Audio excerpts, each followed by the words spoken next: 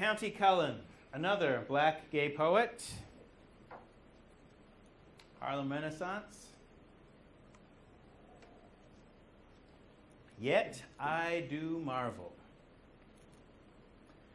Now this is using English in the old school style, basically the classic poetry that's going on in English at the time. I do not doubt, I doubt not, God is good, well-meaning, kind. And did he stoop to quibble, could tell why. The little buried mole continues blind. Why flesh that mirrors him must someday die. Make plain the reason tortured Tantalus is baited by the fickle fruit declare. If merely brute caprice dooms Sisyphus to struggle up a never-ending stair, inscrutable his ways are and immune to catechism by a mind too strewn, with petty cares to slightly understand what awful brains compels his awful hand. Yet I do marvel at this curious thing, to make a poet black and bid him sing.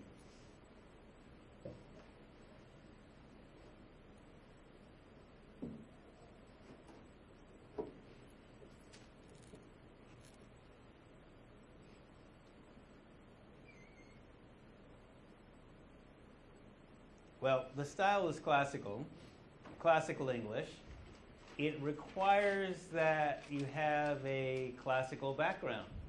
And in Western culture, what does classical mean? Greek and Roman, right? So you'd have to know about Tantalus, you'd have to know about Sisyphus, which I'll fill that in for you because... The myth. Yes, the myth of Sisyphus and the myth of Tantalus, too. Now, part of what's happening here, and what I want to point out to you in terms of the depth, right? He's essentially using English to do a thing that is not just uniquely African, but definitely uniquely human, to basically use poetics to talk about things that are beyond and are everyday. But he's using references that are not common to black people unless they are educated. Because in this time period, we're talking about, the early 20th century, basically the only education you can get is basically a Western education, a Western classical education. That's why you saw, for example, people like Fortune and other people like that, Greener, who basically, I'm teaching Latin, I'm teaching logic, I'm teaching law. We have to be grounded in the basics of Western culture before we can branch off into African culture.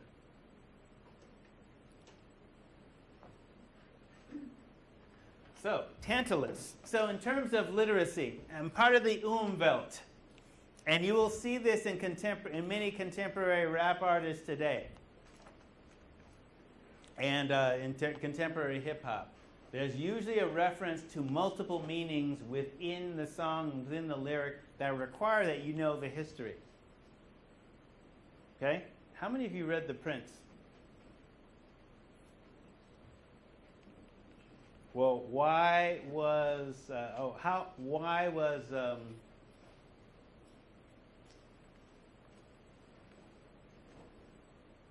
I blanking on his name? I can see it as plain as day.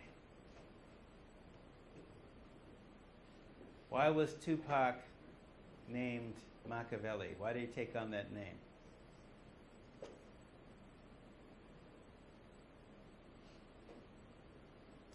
Ancient reference to Niccolo Machiavelli's The Prince. The Prince is basically how the powerful maintain power through manipulation. Divide and rule strategies. Ends justify the means. Okay? Tupac had read that book, as well as Shakespeare. Right? So, literate rappers. Right? Tantalus. Tantalus was a son of Zeus and the nymph Pluto. He was welcomed to Zeus's table in Olympus and stole ambrosia and nectar. That ambrosia and nectar is the food of the gods that kept them immortal. And stole ambrosia and nectar and brought it back to mortals, thus revealing the secret to the gods. Now you know that it ain't a good idea to steal the gods' stuff and give it to mortals. Prometheus stole fire from the gods. And for that, he was punished by having an eagle eat out his liver every day. Because he was immortal, his liver grew back, and the eagle came back every day for eternity.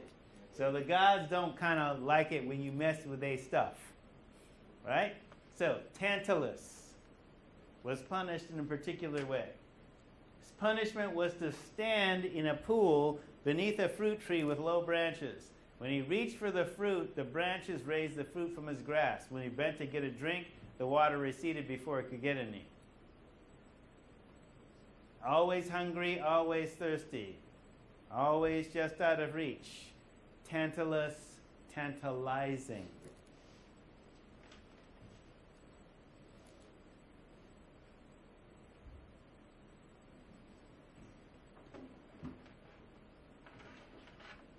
This is a Greek vase with Sisyphus. Sisyphus, a Greek king punished by being cursed to roll a boulder up a hill only to have it slip from his hands before he reached the top and have to repeat it throughout eternity.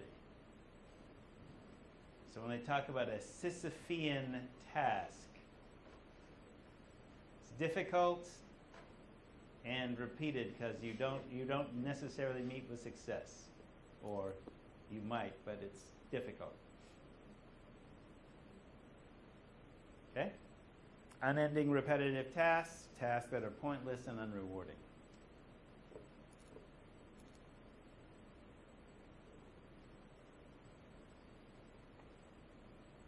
So, literate references. So, why does God make a black poet and bid him sing, as the classical Greek poets of old do? Why make poets out of despised peoples? So part of what happens as a tortured artist is that you make art from your pain. You have to have, in order to sing the blues, you have to... Live them too. Huh? Live them too. Live them too, but you also have to pay your dues. Yeah. All right? Why make poets out of despised peoples who will never be heard? Who stand in the sumptuous pool of America, reaching for the fruit of the American dream, trying to drink from the pool of American freedom, trying and striving for the Sisyphean task of working for equality in America.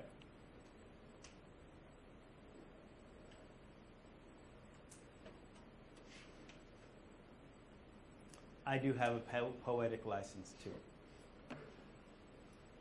Got it from the country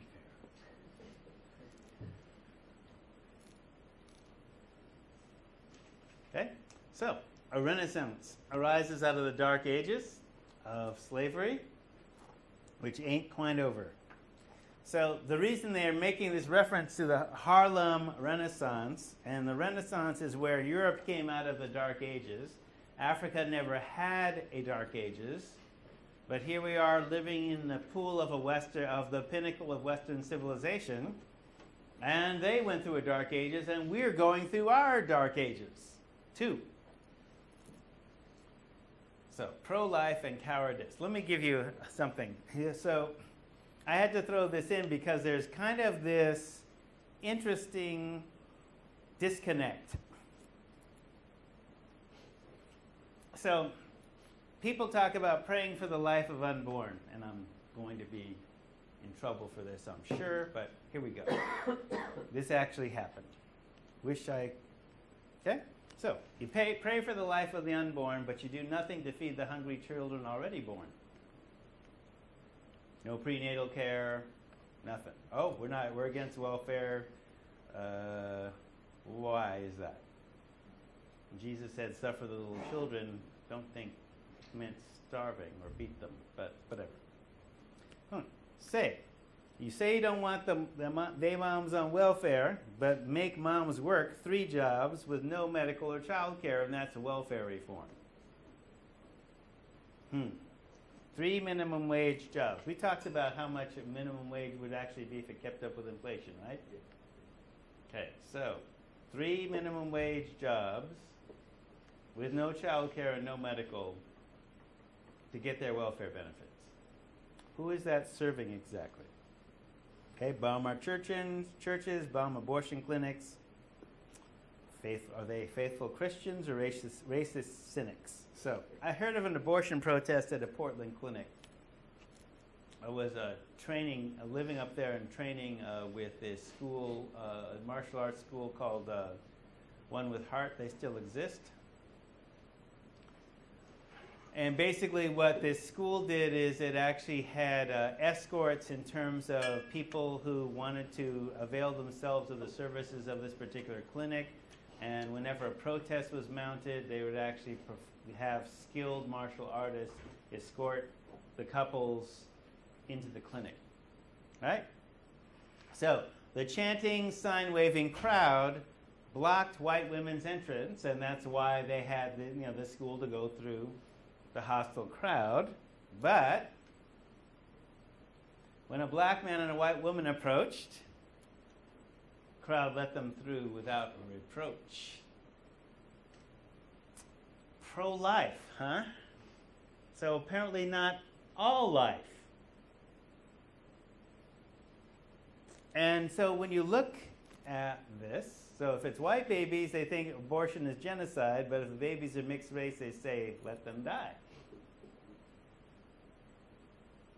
In effect. And we have actually seen this attitude, right? So I'm not saying pro-lifers are racists, but that scene sent a mixed message, indeed. And particularly when you hear people like the Florida Grand Dragon who said,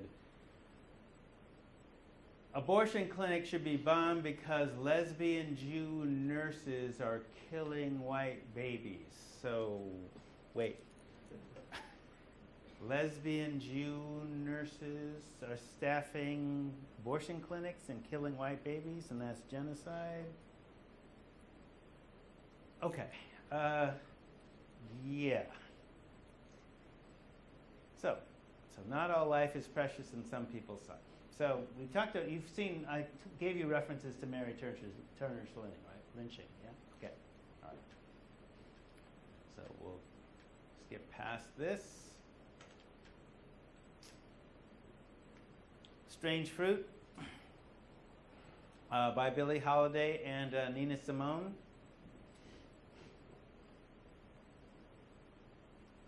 Jazz references to the lynching happening, and this song dates back to Harlem Renaissance and also the war, World War II, rather. All right, so what should the response be? What should be the response to unjust violence? So we had Arun Gandhi here the other day. And he and his grandfather would say the response should be satyagraha, i.e. nonviolence. Okay? So not just physical violence, but the violence of poverty, the impoverishment of certain forms of education, the toxic pedagogy of religion, certain forms of religion. Okay, so there are a number of responses which typify the Harlem Renaissance, which is usually characterized by poetry, but is more than that. So part of the hidden curriculum is that if they're going to talk about the Harlem Renaissance at all, they'll talk about art, they will talk about poetry, they'll talk about music, they'll talk some about writing, but it's basically an artistic response, but that artistic response came out of a context and was a response to something. So certainly there were people that were into violent revolution and violent responses, but basically if things like the Mary Turner lynching are going on where it's the police and the fire department that are participating in these actions, it's difficult to mount a military response against them. Right? So what we see then is politics, which is the science of power, various types of power, will see a religious response in the form of religion that it takes, and liberation movements. So, the Red Summer of 1919, and the Red Summer 1919 is generally characterized as the beginning of the Harlem Renaissance. So, summer of 1919 was characterized by a national wave of lynching. So, lynching, of course, was not, as we've seen with Mary Turner, Emmett Till, and others, is not simply being hung by the neck from a tree. Beating, mutilation, castration, rape, being burned, and then hung while you were still alive. After all that. So, race riots, also this time. Mobs of whites going into black neighborhoods with the knowledge and often aid of the police and fire departments, which were all white, much like what happened, for example, in December 2005 in Australia, the Cronulla riots. So just to let you know that it ain't disappeared, it's not historical, still happening, but definitely we're talking about America, early 20th century.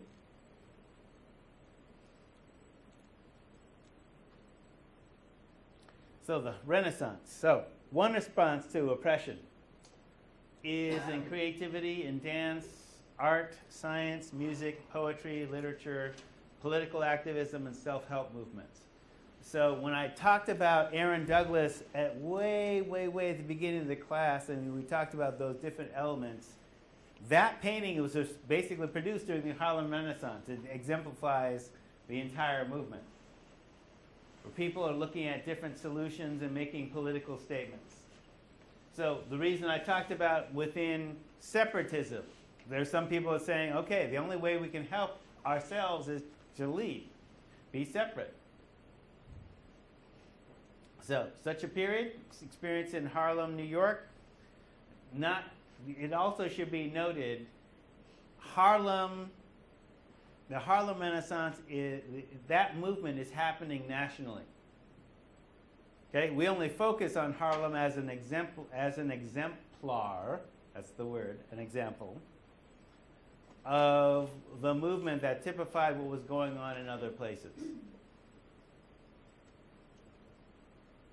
All right, so starting in 1919 and continuing till 29, the Great Depression. So for example, attracted people from all over the world. The young Ho Chi Minh, future leader of Vietnam, was in Harlem during the Harlem Renaissance, hanging out with Marcus Garvey. That's it. Not him as a student, but the older Ho Chi Minh as he's leader of Vietnam. So for example, this is his piece published in the French International Press. It is well known that the black race is the most oppressed and most exploited of the human family. It is well known that the spread of capitalism and the discovery of the New World had an immediate result in the rebirth, the rebirth of slavery, which was for centuries a scourge for the Negroes and a bitter disgrace for mankind. What everyone does not perhaps know is that after 65 years of so-called emancipation, American Negroes still endure atrocious moral and material suffering, of which the most cruel and horrible is the custom of lynching.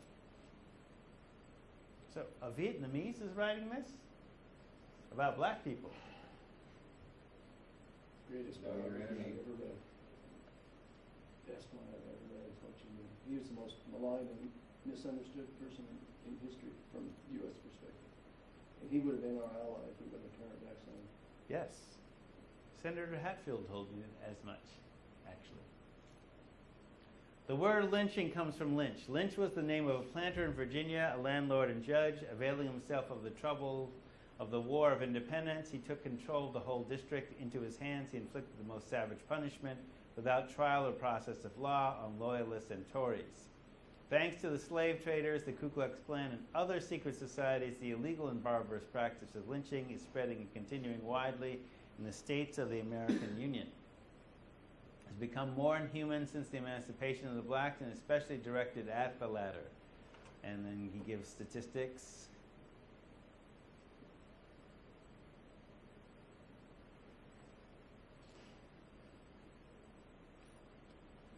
So, pretty hairy. And that's the reference.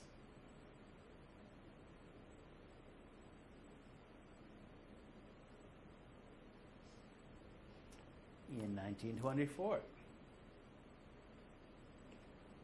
And it's not a U.S. website. Huh? Not a U.S. website. It's just interesting. Yeah. How do you know? UK. UK. Yeah, UK. Right. Oh. Right. Yeah. Mm-hmm. Why am I not surprised? So this is the young Ho Chi Minh. So why is a Vietnamese communist writing about lynching in America? So the context, right? So black soldiers in both World War I and II are at home, coming home being lynched in uniform, not only in Georgia and Mississippi, but in New York City. The wartime presidents make no public statement to the American people suggesting that the practice stop, at least for soldiers in uniform. There's no support our Negro troops, support our troops, right? So, American presidents are silent on lynching. So, only a communist from another country speaks up in the international press. So, part of that piece then is that when you have people like Martin Luther King being accused of being communists, part of where that's coming from is only communists are talking about racial equality at the time. So one has to wonder, okay, why is this marriage between American racism and capitalism? What's up with that? How is that profitable? Maybe it's Machiavelli would probably understand that. It's divide and rule, right? The ends justify the means. So I always like Hubert Henry Harrison. So that's an example, you know, of kind of the political ferment that's going on. So Hubert Henry Harrison, I once mistakenly made a statement that black people are not atheists, but here is one. And it's not that he's an atheist, it's why he's an atheist. That's interesting. He's an activist. His lifelong enemy, like that of most scholars, was poverty. Destiny sent him into this world very poor, and if it were not enough, she gave him a critical mind and a candid tongue, families to support, and a passion for knowledge. On top of all that, a black skin, and sent him to America. So, just like County Cullen, why did the good Lord, give a poet black skin?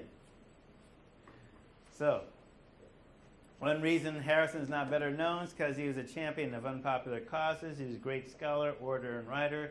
He was a champion of labor, a foe of superstition, and an avowed atheist. Now, I got this from an atheist website. So again, it's not that he's an atheist, it's why he's an atheist. One of his lectures, he was asked why he rejected Christianity. He replied that any rational black man who accepted Christianity must be crazy. As Harrison pointed out, the Christian Bible, King James Version, is a slave master's book. Slavery is defended in numerous passages in Holy Writ, whereas anti-slavery is nowhere endorsed in that work. In the Christian pantheon, God is white, and so is Jesus Christ, the Holy Ghost, and all the angels. The only black member is the devil. He pointed out how pathetic it is to go to a Jim Crow church on Sunday and hear black people singing a hymn asking God to bleach them whiter than snow so that they might enter into the kingdom of heaven. Ouch. Take no prisoners. So part of the piece is what he's rebelling against is that form of Christianity, which is popular.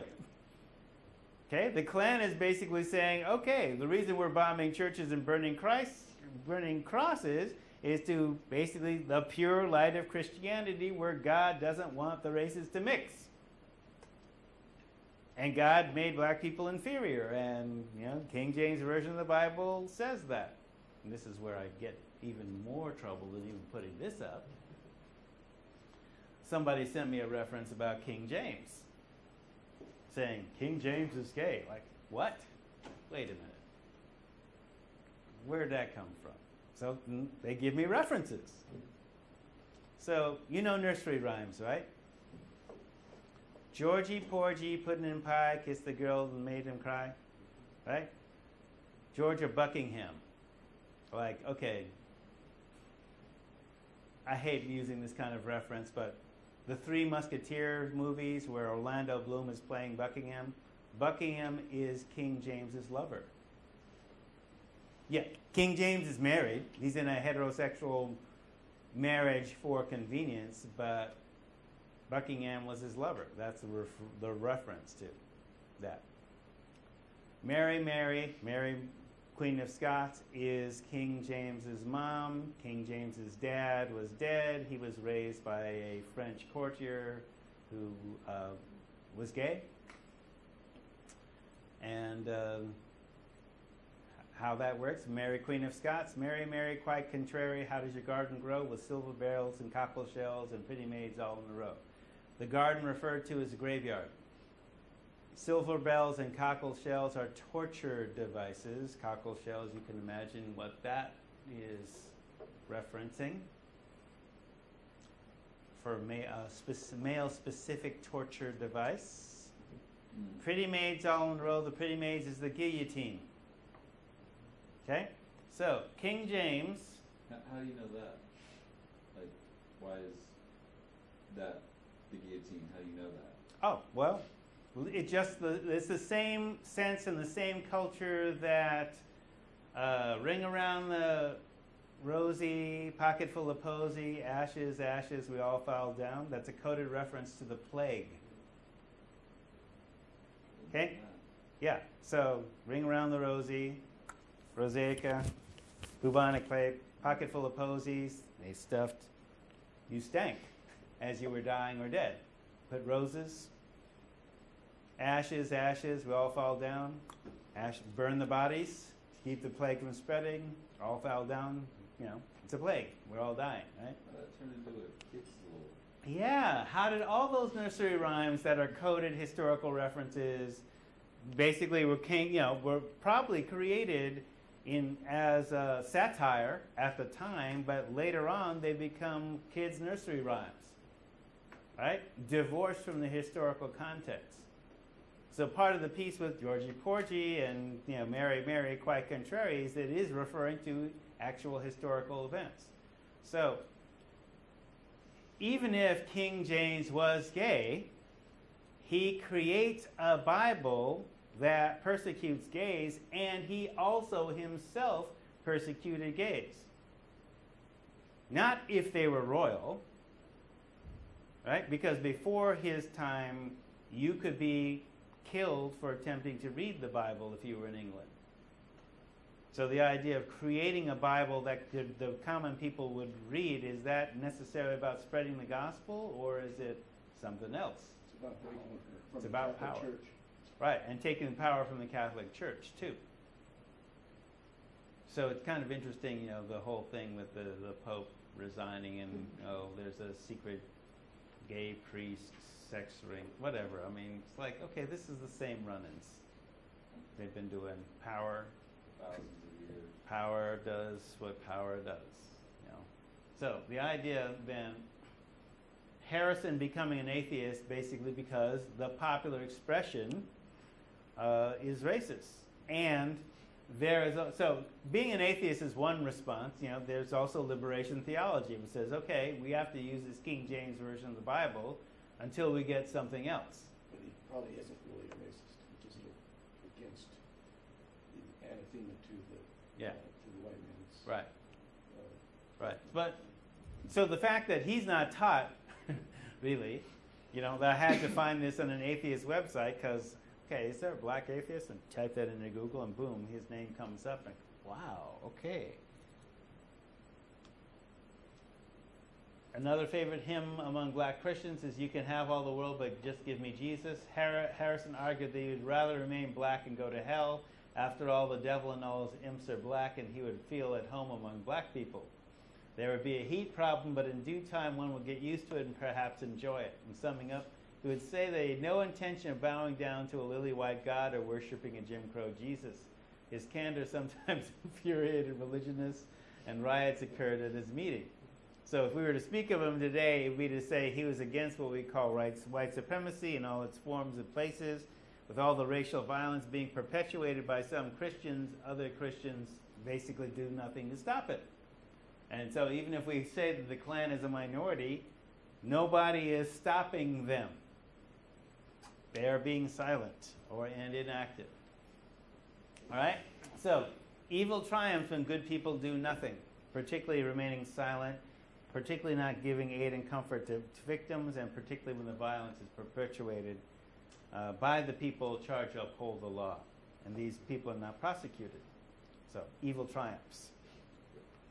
So, for example, then, when in the first administration, Holder basically made that speech that he was reviled for, first African-American Attorney General, we have always been, and we, I believe, continue to be in too many ways a nation of cowards with respect to things racial. He was speaking at a Department of Justice ceremony commemorating Black History Month, so that if America is to move towards becoming anything that remotely resembles a unified nation, we have unfinished business. To respect one another, we must have a basic understanding of one another. He added, to get to the heart of this country, one must examine its racial soul. Now, notice he hasn't said that since then. Notice the president hasn't really made any speech about race or racism since before he got elected. He sold out to the military-industrial complex. Possibly. That's just my own opinion. Yeah, possibly. So, part of that examination must be the fact that no prosecutions of racial violence were successful until Black Attorney General were elected in the latter part of the 20th and 21st century in the South. Particularly civil rights era killings where the perpetrators were known to federal, state, and local officials, enough evidence to bring trial and witnesses as well as perpetrators, though elderly, are still able to testify. So, another movement, going back to that time, Marcus Garvey's Universal Negro Improvement Association. This is a t-shirt I found. If you have no confidence in self, you are twice defeated in the race of life. With confidence, you have won even before you have started.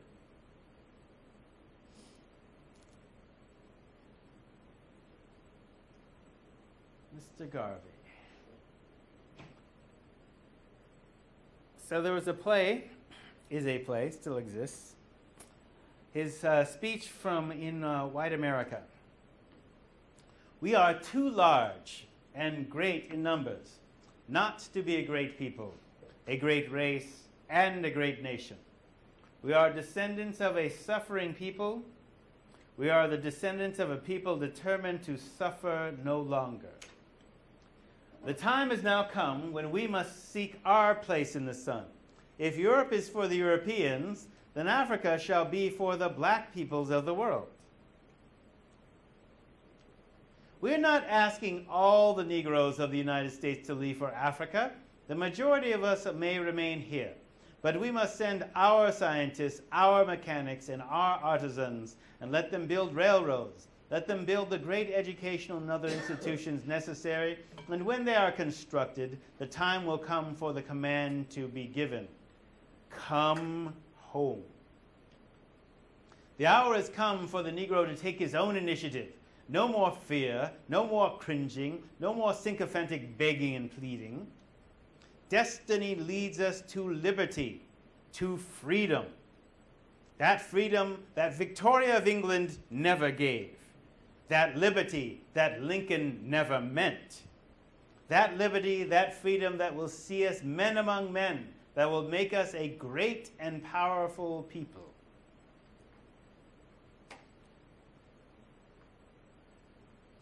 Let no voice but your own speak to you from the depths. Let no influence but your own raise you in time of peace and time of war. Hear all, but attend only that which concerns you. Your first allegiance shall be to your God, then to your family, race, and country. Remember always that the Jew in his political and economic urge is always first a Jew. The white man is first a white man under all circumstances, and you can do no less than being first and always a Negro. And then all else will take care of itself. Let no one inoculate you for their own conveniences. There is no humanity before that which starts with yourself. Charity begins at home. First to thyself be true, and thou canst not be then false to any man. So Garvey was often called the Black Moses during his lifetime, and he created the largest African-American organization with hundreds of chapters across the country and the world at its height. So while he's predominantly remembered as a back to Africa proponent, i.e. a separatist, it's clear that the scope of his ideas and the UNIA's actions go beyond just that characterization. He particularly resonated with African Americans during the post-war period. At the core of his program was an emphasis on black economic self-reliance, black people's right to political self-determination, and the founding of a black nation on the continent of Africa, which, given the time that he's talking about, basically Africa is still firmly under a colonial rule. So he was a major figure in the Harlem Renaissance. He was the vanguard of a new awakening among African Americans, though his philosophy was at odds with other figures such as Du Bois. His influence could not be diminished. So promoting his ideas on the art of oratory through his newspapers, he basically made all those speeches that you just saw, he didn't write down. He just spoke extemporaneously from the heart. So, for example, Malcolm's parents were Garveyites, and the Black Panthers modeled many of their programs after Malcolm's example and also Garvey, too.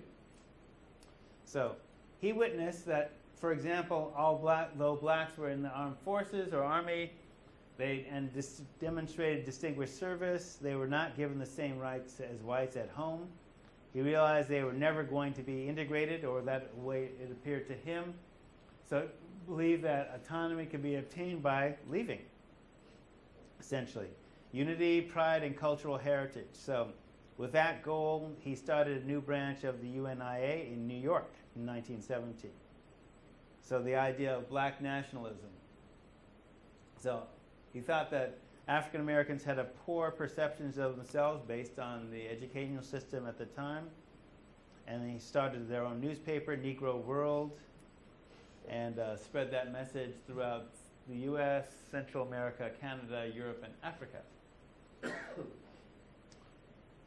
He wrote a lot of the stuff himself, and his wife, second wife, made a page within that paper. So we look at some of the UNIA things and where they exist today. To the degree that they exist today, there's still a chapter, various chapters, somewhere in New York City. But in terms of the separatist idea and economic empowerment, you'll see a lot of this stuff replicated within the Nation of Islam today. So they would have parades where they would dress in, Western-style military uniforms. The women would be dressed up as like nurses in uniform, and they would parade. And basically, when you saw Garvey riding in the back of that fancy car, that was the idea. That okay, we're going to be disciplined. We're going to show the world that we're disciplined, and that we demand and command respect. Now, the Black Star Line, the idea of the Black Star Line was basically the White Star Line was the shipping line that had the Titanic, Britannic, and Lusitania. So White Star, big, massive ships making transatlantic voyages. So the idea is this is a black-owned business whose principal job will be to carry black people back and forth from America to Africa, among other things. So this is actually a stock offering.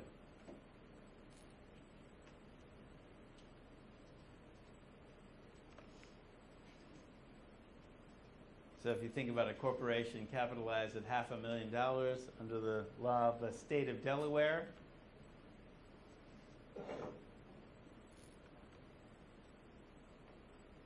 so most banks at the time would not lend money to black business ventures, so the Black Star Line shares could be purchased for $5 each at UNIA meetings, the mail, traveling agents, and through ads in the Negro world.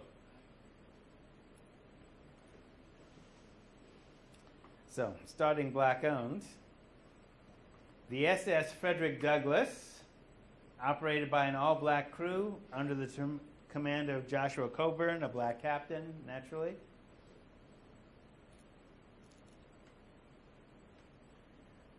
So, J. Edgar Hoover wrote to a special agent of his because this was threatening.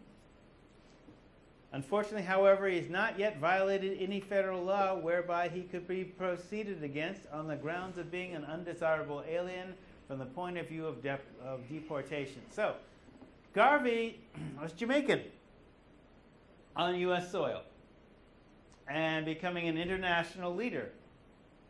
So what becomes threatening about, well, look, we're just trying to get away from here.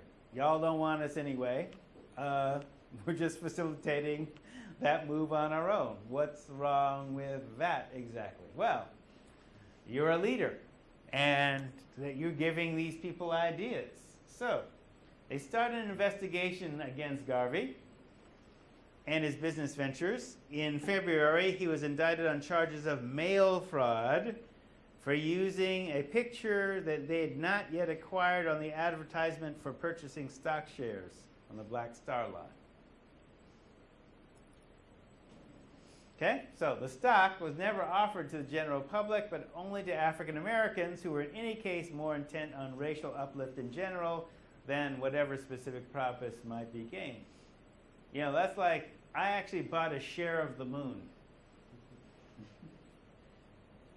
This guy was selling, you know, at this music festival, hey, for $5, you can buy a crater on the moon. And you got a certificate. Like, okay, like I'm really going to own a crater on the moon, but, you know, it's cute, you know, show your friends. I mean, but it's not mail fraud. And it's like, what am I going to do with my crater? And remember, this is also like only shortly after we landed on the moon, so it's kind of a joke, right? So again, you're giving $5 to buy a share, and okay, are you getting regular stock reports on it? No. Mail fraud, it's a stretch. But I'm telling you this as to look at, all right, if they're going to come after you for starting your own business, and your business is profitable and popular, okay, you don't have to look far for a conspiracy theory. Just because it's a conspiracy theory does not mean it ain't happening. See if you can look up Ken Bridger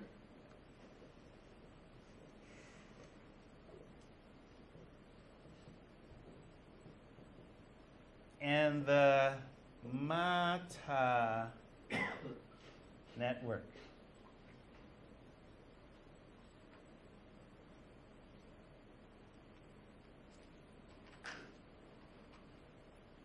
Just as an exercise for the students.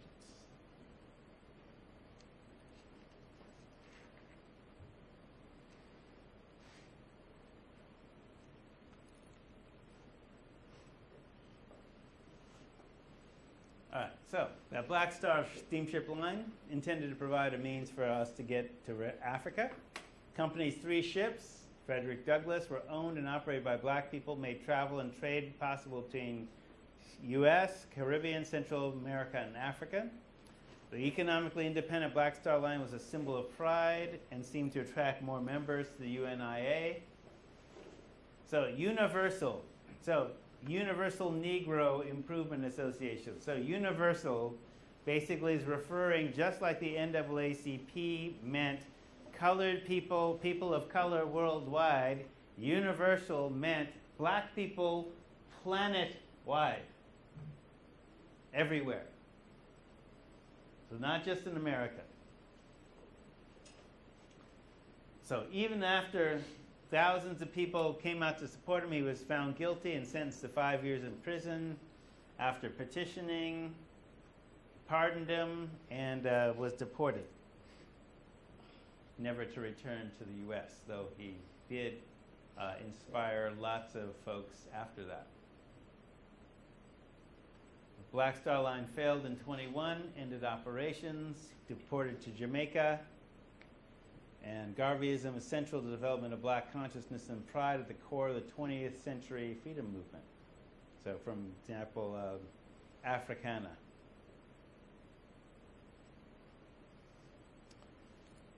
Which, if you don't own a copy, should get one for your library.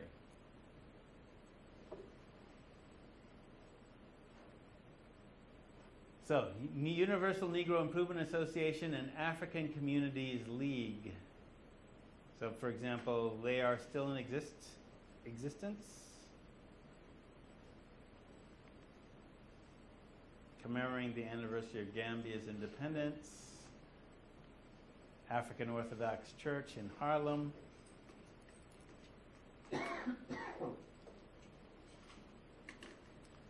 Dress, uniform, or lounge suit. Okay, so they're still in operation. Lounge suit is what you think of as a suit. All right, probably talk about this. I'm going to assume that we have less than 2 minutes, so I'll continue. So in other places other than Harlem, in many places in America, black people had carved out their own places in a segregated world. So Harlem, Chicago South Side, Central Los Angeles. In Tulsa, Oklahoma, there was a prosperous economy, black-owned banks, insurance companies, stockbrokers, just like in New York. Because again, many of the mainstream banks, it was still legal to discriminate, didn't loan money to blacks. How could you buy a house? How could you do the essential financial functions? So, start your own bank. So if y'all thought I was crazy about starting your own bank, I'm just saying, think about that. What would that look like? So these places were still subject to random acts of terrorism, and I think I'll stop here on the brink